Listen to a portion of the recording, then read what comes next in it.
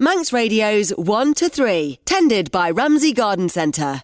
Pick up your new all-season loyalty card in-store today and start collecting reward points.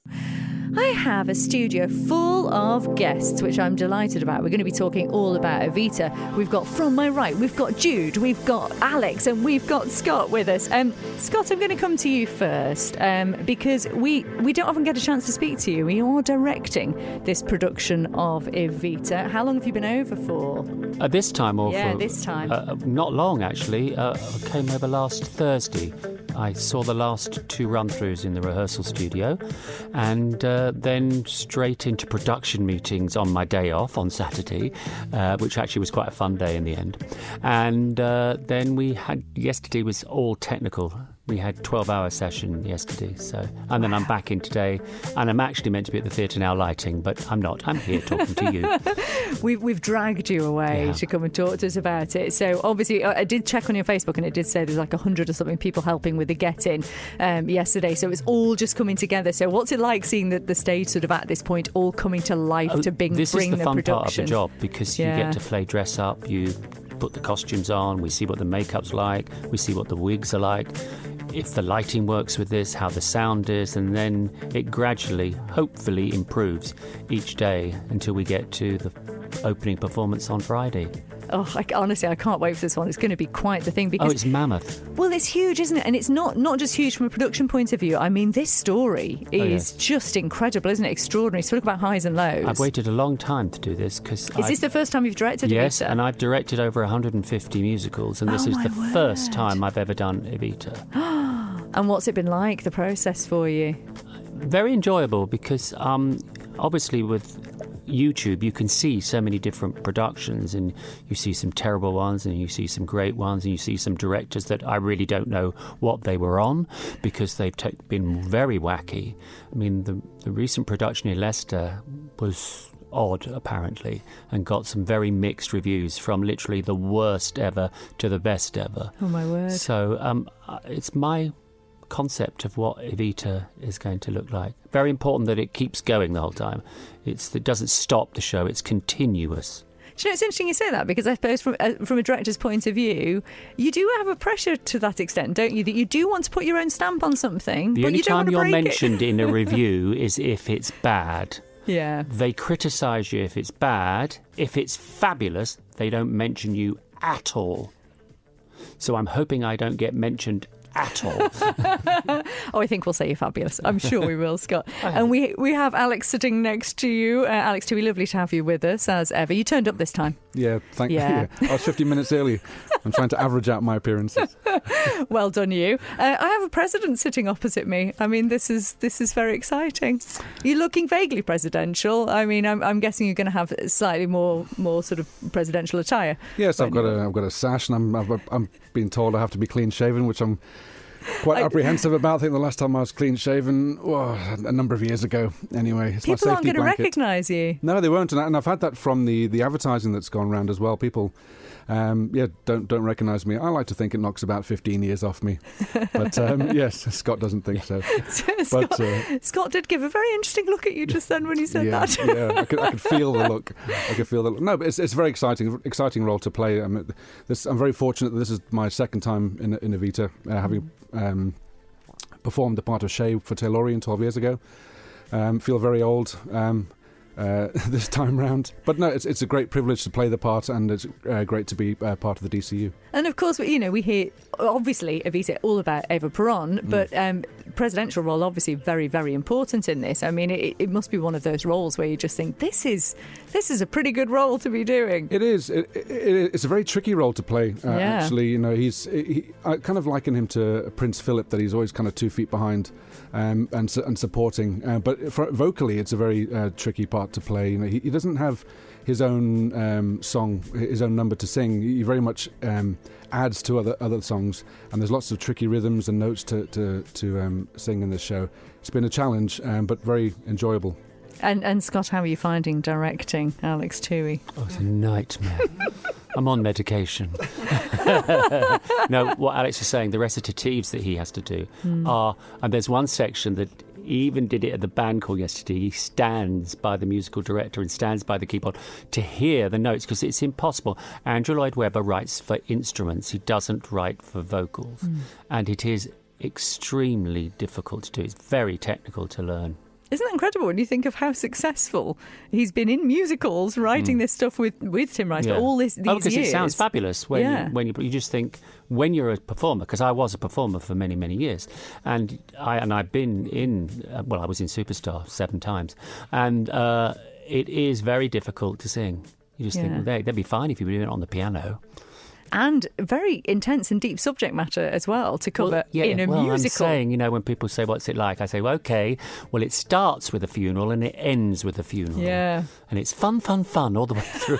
But it's called a masterpiece. It's actually advertised as a musical masterpiece because it is one of the most famous musicals, modern musicals ever written. And it won the Tony, didn't it, in 1980 for the best musical. So I mean, it's going to be a treat. I have absolutely no doubt about that. And we were going to be joined by one of the Avas. We were going to have Leah with us this afternoon. She can't make it, unfortunately.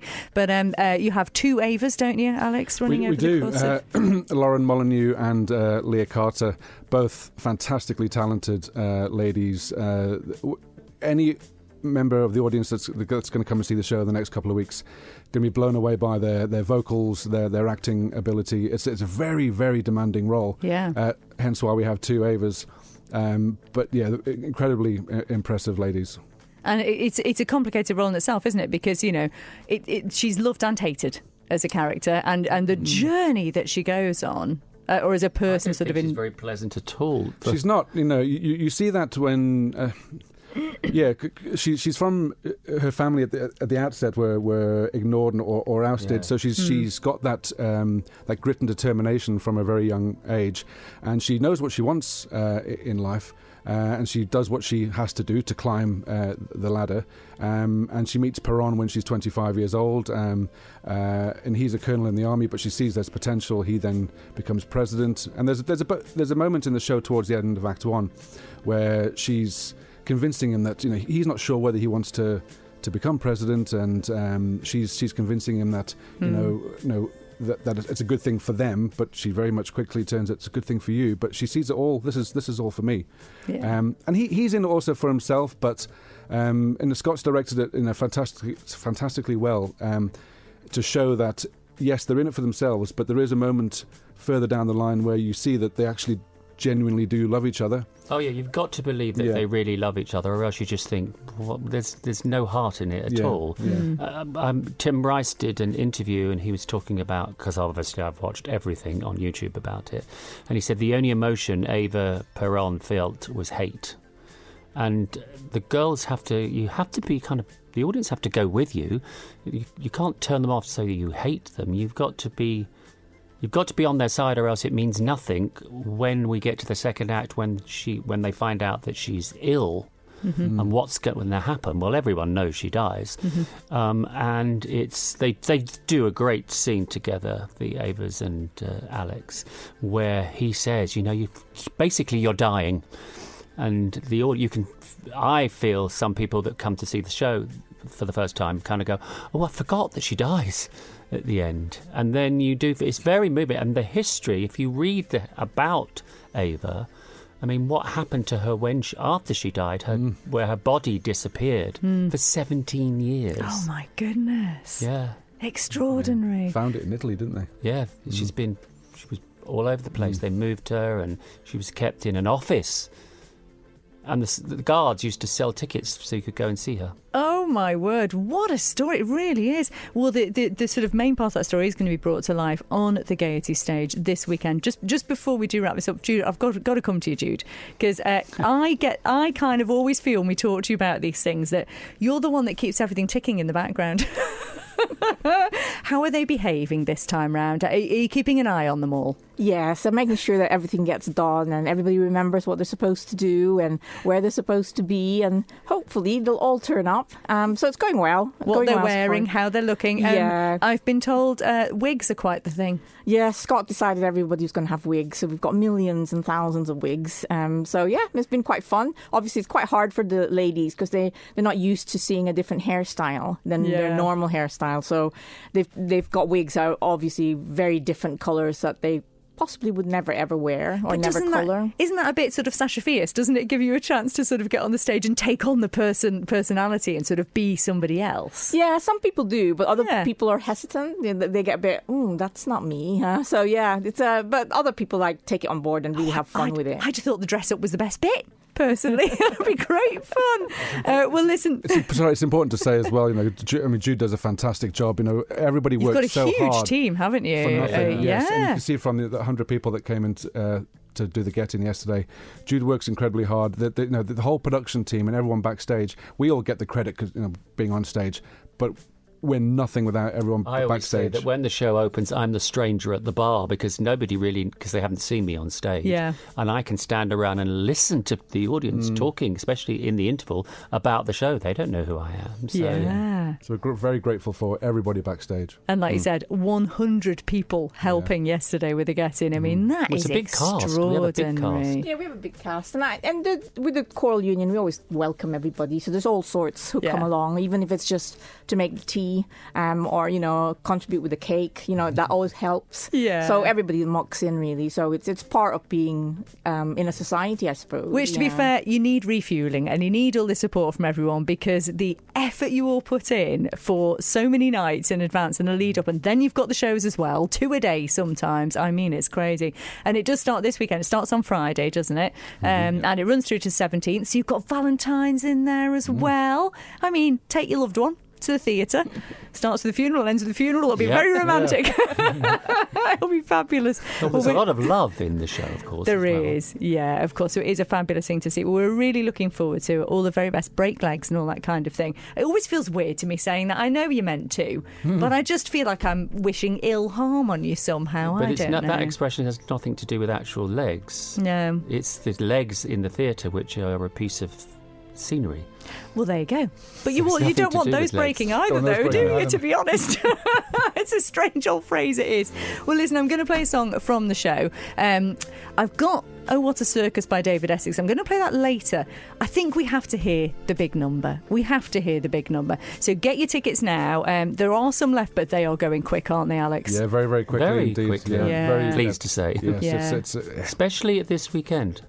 Oh, there you go. Which is great. This weekend is really popular. Yeah. Which is good. Do not miss out. There's good availability, especially on the matinees. We think we're going to be sold out for first night. Yeah. And there's caption performance on the 13th as well, so accessibility on that one. So do get your tickets as soon as you possibly can. Thank you so much. It's lovely to see you all. I'm sure it will be brilliant.